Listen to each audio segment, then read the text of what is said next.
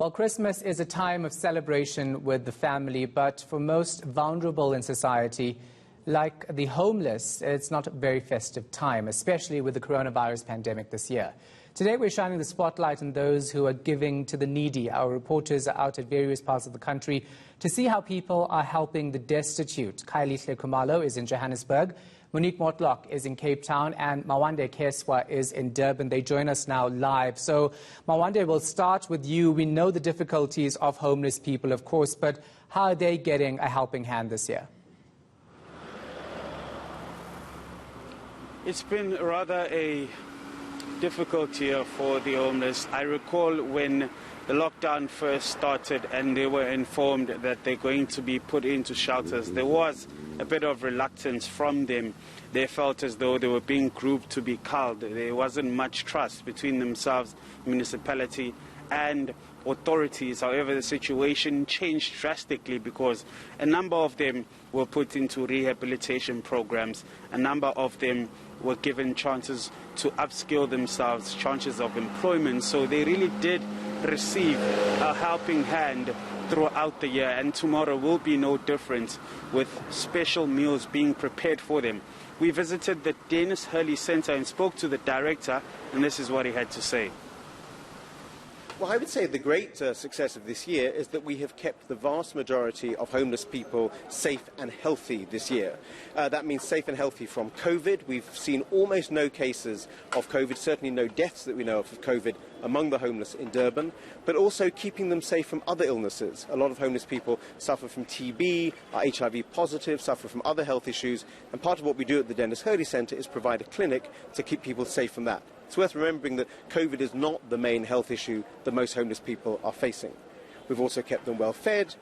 We have worked with the municipality and other NGOs to provide emergency shelters. There's now a women's shelter, a free women's shelter in Durban for the first time ever. So in many ways, homeless people have actually benefited from the increased focus on them that's happened this year. So as you can see, we're serving a hot lunch at the moment. Each day we're serving about 200 hot lunches. And we also give people brown bags which contain sandwiches and cakes, so they've got some food later. Just on the numbers, by the end of this year, we will have served 70,000 hot lunches and 100,000 brown bags. That's 170,000 meals, and that's almost double what we served in 2019. So that just shows how much extra need there has been this year, and that's possible thanks to the immense generosity of members of the public, local businesses, particularly Boxer stores and Spar supermarkets, and the wonderful volunteers who come in and help us prepare the food and distribute it. Heartwarming, isn't it? So, Kaya, let's come to you in Johannesburg. Of course, we know not everyone who's homeless goes to shelters. Some people are still living on the sides of streets or on streets. What are you seeing? How are they being helped? Well, that's right, Shahan. So earlier on, we got an opportunity to speak to one of the community members here in El Dorado Park, south of Johannesburg. And they're just giving us a sense about the assistance that they'll be providing tomorrow, feeding those who are living outside of their homes, those who are homeless. And of course, Shahan, just to get a bit of an experience, how it's like to spend a Christmas, you know, just as a homeless person, we're joined by Mr. Smith. So, sir, thank you so much indeed. If you may just give us a sense, you know, you stay here, how are you going to spend Christmas tomorrow? Yeah, I'll spend Christmas as today. There's nothing to celebrate or whatever. I'll just have to spend it alone. And how is it like for you, the day-to-day experience living in this area? Oh, for me, I'm used for it. It's not hard. It's like I'm living in a house or whatever. It's not tough. And would you want anyone to provide any kind of assistance and help you to have a shelter? Yeah, and I would like that somebody must help me for shelter and so on. Because you see, under the streets, I even pick up those things. They're living in my body. And how are you protecting yourself against COVID-19? Oh, it's like there's nothing happening like that COVID-19. It's just I don't take it serious. And do you have family around here in Joburg? How are you going to spend Christmas tomorrow? Oh, alone. My family actually is only my brothers, and the rest out to work. But I spend it alone. If any, like a friend come or go, there's no other way to spend it. Okay, what would you say to South Africans before I let you go, sir? I would like they must keep themselves safe and enjoy themselves with their families until we see next year. All right, thank you so much indeed, sir. So, Shahan, that is Mr. Smith. So, he's homeless. He stays literally by the road here in Eldorado Park. This is his earthly possessions here. And, you know, he's quite satisfied with what he has. But, of course, he does make an appeal to anyone who can help him with a shelter to reach out so that his circumstances may change, because he's really exposed to the elements here on the day-to-day basis. Yeah, definitely a very sad situation for Mr. Smith there. Monique, let's go to you, because when we hear these stories about how people are out on the streets and what help they actually need, people try to do their part, right? Play their part in actually helping them out. Where are you, and how is that happening in Cape Town? Shahan, and that's something that we've been seeing throughout this day in the different areas that we've been visiting.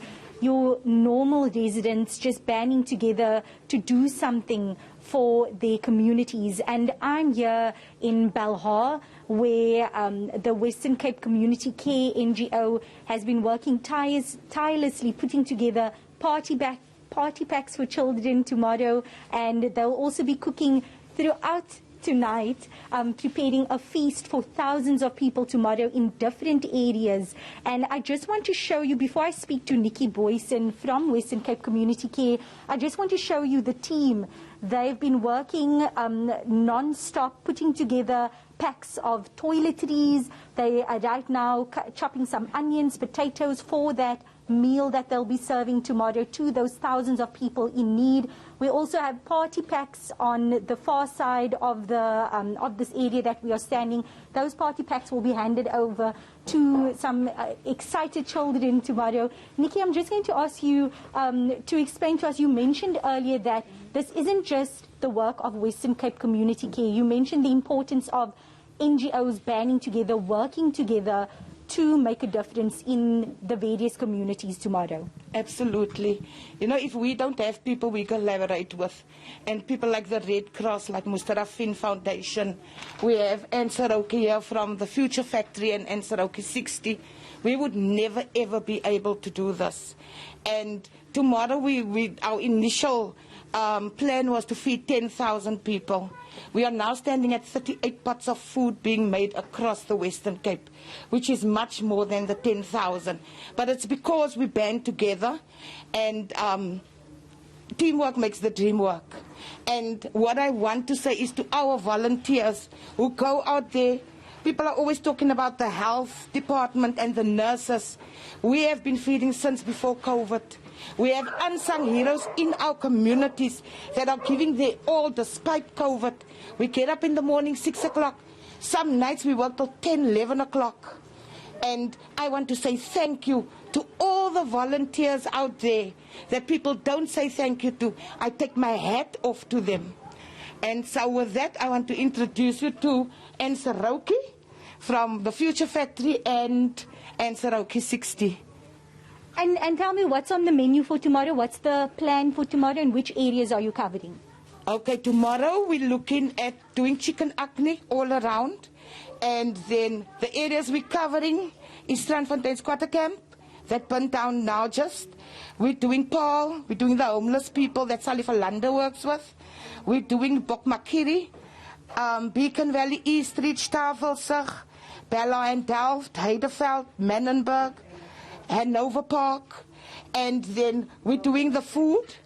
And then we have Leila, who always bakes for us. So she's making cookies and whatever so that we can give that as well.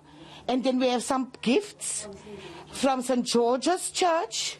And then we have, those are from Red Cross, the care packs. We have many of our teenagers that don't even have a sanitary towel. So that is to help them. And that was given by Red Cross There's sanitary towels in there, there's soap in there, there's a face cloth in there, and there's Vaseline in there. Then we have, those are the baby packs over there. We also donated various organizations putting that pack together. It was Ansarauki 60. It was the Red Cross that gave the Kimbies. It was a lot of other organizations that just gave old clothes, people dropping off old clothes, yeah. So clearly, as you mentioned, Nikki, just a lot of kind-hearted individuals, NGOs working together to make a difference in the lives of thousands of people tomorrow on Christmas Day. All right, we're going to leave it right there. Our reporters Monique Mortlock is in Cape Town, Mawande Kheswa is in Durban, and Khayelihle Khumalo is in Johannesburg.